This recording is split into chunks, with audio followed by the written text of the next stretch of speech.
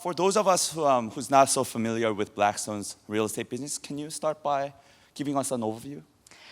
Well, I'll just frame us in the context of the broader Blackstone. Blackstone is the world's largest alternative investment firm. All we do is invest capital across private markets, primarily focused on real estate, private equity, private credit, hedge fund solutions, infrastructure, to just name a few. And within Blackstone, real estate is the firm's largest business. We manage $320 billion of capital for our investors. That's allowed us to amass a portfolio that is approaching $600 billion of real estate around the globe, giving us unparalleled insights into what is happening on the ground. I think most importantly for any investor is performance. In this environment, how does current environment impact your real estate portfolio? Well, I would say, again, we had been thinking about inflation for a long time. And really going back many years, we started to try to concentrate our investments in sectors and geographies where we would see the ability to generate cash flow growth. When you think about how investors make money, it's really two things. Either your valuation multiple goes up, or in real estate lingo, your cap rate comes down, or you can drive cash flows higher. And we were concerned that we would be in an environment with higher interest rates, maybe higher inflation, and so we might not be able to continue to see multiple expansion or cap rate compression. And so we invested 80% of our portfolio in our high conviction themes, places where we thought we were going to have very strong growth. And those are logistics. 40% of our portfolio actually globally is logistics. Logistics, rental housing, hospitality assets, and lab office. Those buildings where biomedical research is taking place. And what we have found is that these are asset classes where, thanks to a combination of secular demand growth, again, very persistent in an environment like this, as well as low levels of new supply, we've been able to generate strong growth. And so I think the part of the reason we are so well positioned today and we're experiencing strong performance, notwithstanding other pressures, is the concentration in these asset classes.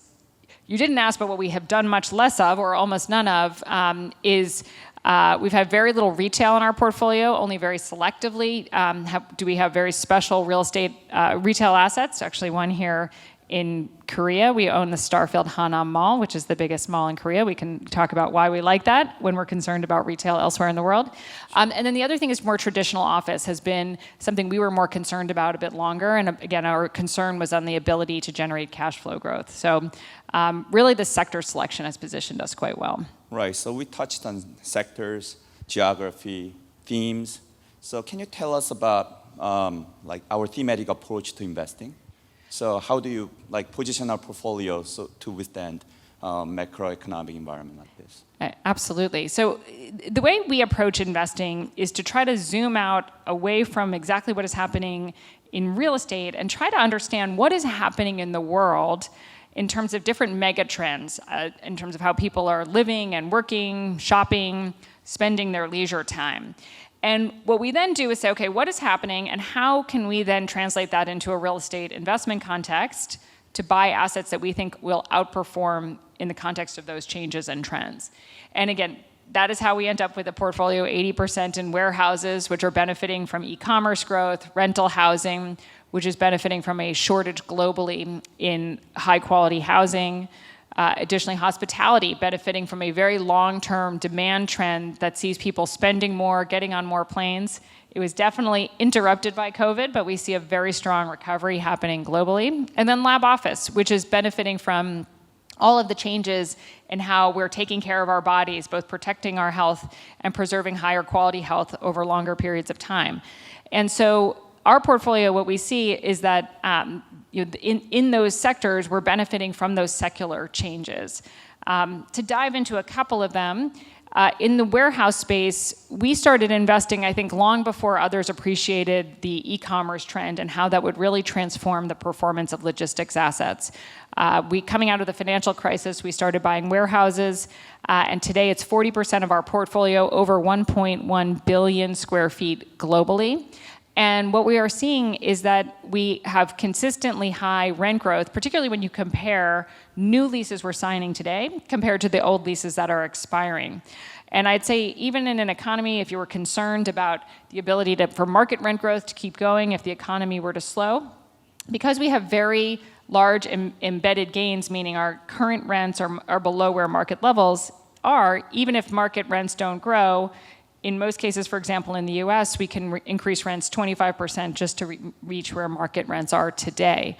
Similarly, in rental housing, we never, after the financial crisis, got back to building housing of all forms at a level that would really meet household formation growth, population growth.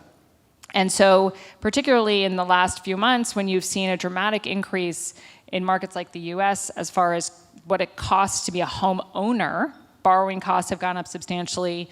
Of course, housing costs overall have gone up. It's much more attractive to be a renter. In fact, you'd say you've seen a 50% increase in the differential between the cost to rent and the cost to own. And again, against a backdrop of low levels of new supply, we see very strong rent growth with that supportive demand picture. So again, it's always comes down to asset selection, location, but really what we try to focus on is being in the right sectors that are benefiting from long-term tailwinds. And having opened the office back in April this year, can you tell us more about our focus in South Korea? The asset you mentioned, retail. Well, I think our strategy in South Korea really is emblematic of our approach anywhere in the world, which is the thematic approach to investing, both in this market and understanding how South Korea is going to benefit from trends happening globally. Of course, the country itself is already a large economy, a strong grower, which is always a good backdrop for investing. And what we've seen here as well is that, notwithstanding there have been a number of institutional investors active for long periods of time, the sophistication of our investment process, our ability to handle complexity, to offer speed and certainty of closing to sellers, these are distinguishing advantages everywhere, and here as well.